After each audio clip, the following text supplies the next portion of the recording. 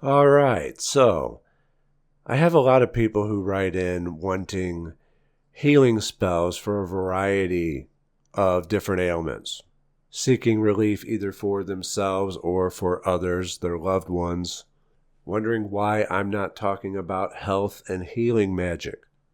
And truth be told, I've been avoiding it thus far, simply because it's one of those things that carries with it the potential for great liability, not only from the people you would be trying to help, but from the medical association as well. They tend to go after anyone that they misconstrue as giving out medical advice. When I don't give out medical advice, I give out magical advice. And so the first magical advice I would give out for healing and health magic is that magic is not a substitute for medical treatment. Always see your doctor and follow their instructions. And if you want to do magic in addition to that, that's perfectly fine. But it is not a substitute for your doctor or for medical treatment. And it's not that I don't believe in the power of magic to help heal what ails you, because I have used magic to help rid myself of a great many ailments.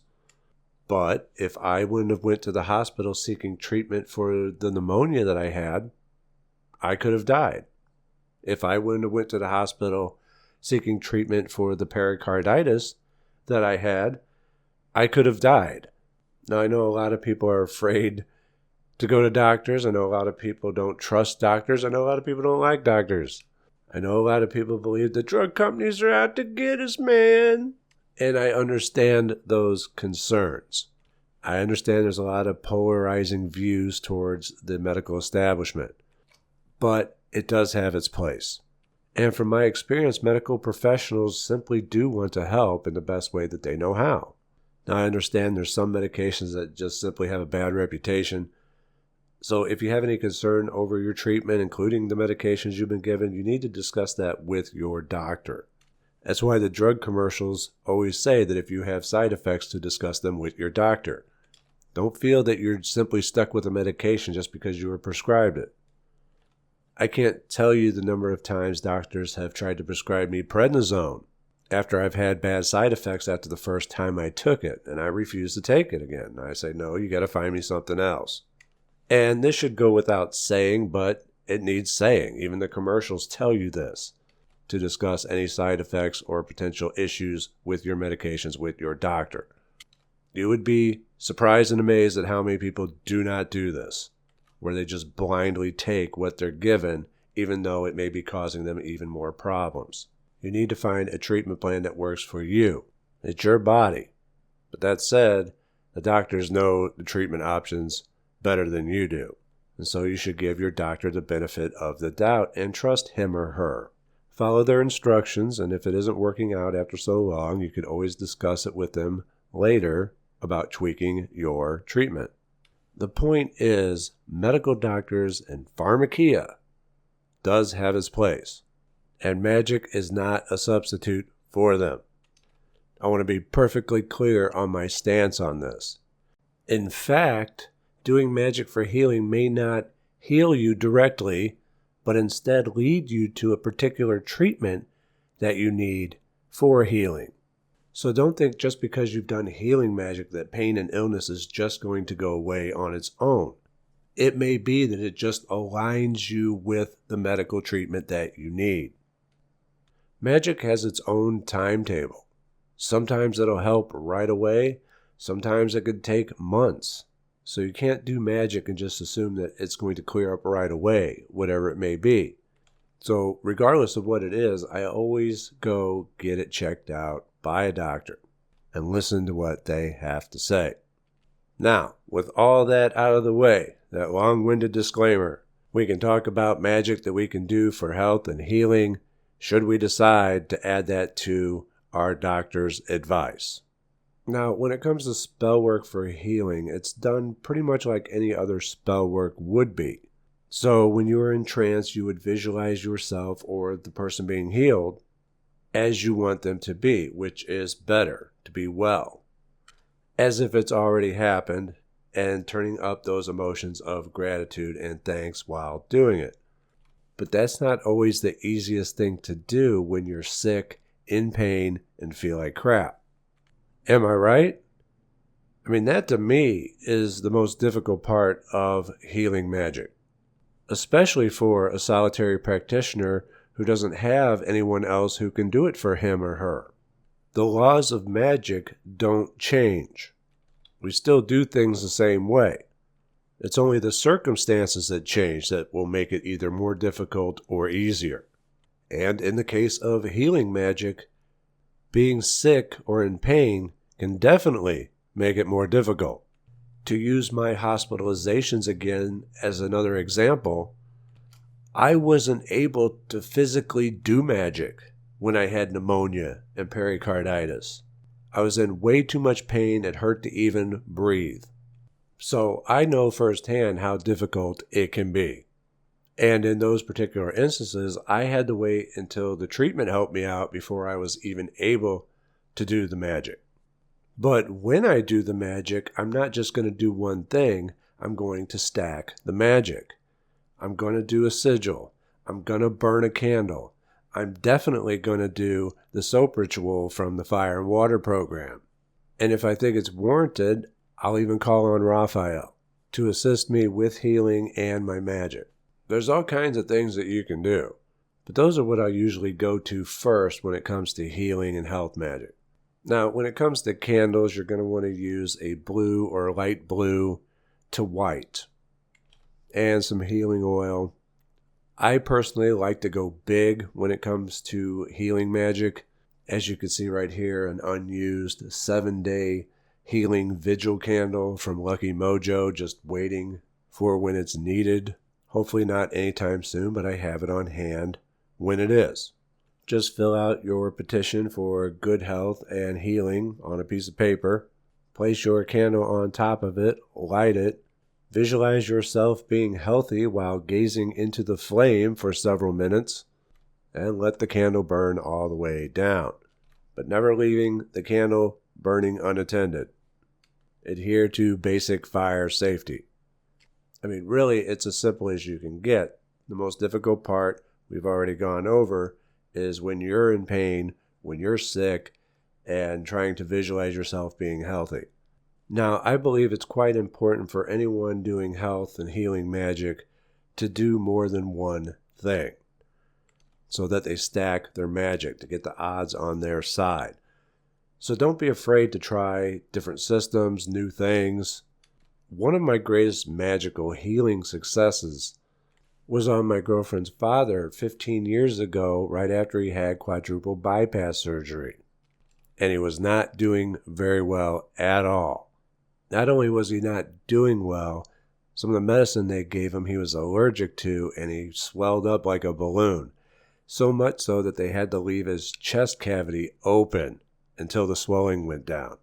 Now, I'm not one to just jump in and magically heal someone, especially without their knowledge or consent. But my girlfriend was freaking out, crying, and basically begging me to perform some kind of magic to help her father, which I agreed to do. But what I didn't tell her is that I was also going to experiment with the system that I hadn't really used before, which was NAP, which stands for New Avatar Power. This is a book by the late Jeff Gray-Cobb. Jeff spelled Geof, like Geoff. And because he's passed on, his book has gone up in price. I haven't done an extensive search lately, but I would expect that you can find a used copy for maybe $80 to $100. The system in his book, The New Avatar Power, is like a cross between self-hypnosis and evocation, and alternates between how to do it and testimonial examples. It is a very easy read, and the instructions are quite simple. A lot of people swear by this system, and you could probably find whole forum threads dedicated to it. In my experience, the New Avatar Power is a mixed bag. I've had successes, I've had failures. The healing ritual in this book was the greatest success. Not only is my girlfriend's father alive today, but he just celebrated his 88th birthday, 15 years after all of this happened. And he began to improve immediately after the ritual was performed on his behalf, of which he has no knowledge of to this very day. So you may want to try something like that out. I'm still amazed at how well that particular rite went. It was definitely a cut above the others with my personal results from that. Now, another thing to consider when you're doing magic for health and healing is to consider whether or not using silence and concealment would be in your best interest. We briefly touched on it in the last video. When people find out you're sick or in pain, some of those people want to pray for you. The problem becomes when they're not very good at praying. Prayer is another form of magic, using force and form, visualizations, and emotion. The last thing you want is a bunch of people visualizing you being sick. I didn't tell any of you about my hospitalizations until I was back home and well on my way to recovery. And even then it may be too early. It's not that people don't mean well, it's just that they don't know what they're doing when it comes to prayer. And you don't want to risk your health on their lack of knowledge. So if you're having issues, you may want to keep it to yourself, unless you want people to start praying for you. But to me, that's rolling the dice. Speaking of knowledge or a lack thereof, knowledge itself is one of the things that you can cast for when it comes to healing magic. This is especially true in cases where the doctors don't know what's causing your problems. And it happens to me quite often to where the doctors don't know what's going on. You're perfectly healthy. We can't find anything wrong with you. But I'm having these symptoms. And so I'll do magic to come into the knowledge of what it is that's causing the problem. And then it's typically resolved pretty quickly. Meditate on it. Do some magic for it. Mind and magic. Now, people always say they don't know what to do, so then why not cast for knowing what to do? It's a lot easier than manifesting things, trust me. Answers do come, but like everything else that you cast for, it comes when you least expect it, so you still have to put it out of your mind, which again is difficult when you're sick and in pain. But you don't have to forget that you're in pain, you just have to forget that you've done the magic or meditation. It really is worth doing. It could be that you come to the realization that you just needed a different doctor. Not all doctors are created equal. Some are far better than others. So when it comes to health magic, it's often overlooked to just simply do magic to reveal the source of your issue. Now, you would think that would be a given, but it's really not. It just doesn't occur to some people. But yet it's very important. Between that and, listening to your doctor, it's very important to identify and give a name to what you're either trying to get rid of or heal, etc.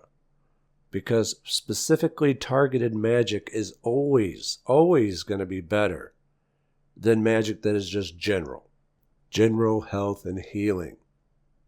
So, for example, if you had the common cold, it would be better for you to do magic to banish that cold than it would be to do magic to generally be well or not be sick anymore. Being specific on what you target to banish or get rid of or heal is going to be a lot better than just being general about it. Every time. I think you get the idea. And I think that will about do it for this time. I just really wanted to go over some of these health magic tips because I get so many people asking about it. And many ask me to do the magic for them, which I can no longer do, but I want to give them an idea of the things that they can do if they decide to use magic to help support their health. I'd like to thank everyone for listening. If you enjoyed this video, consider supporting the channel on Patreon, where every pledge gets early access to Mystery School videos before they're available on YouTube. Remember to follow me on Twitter at Frater Xavier, and I will see you next time. Take care.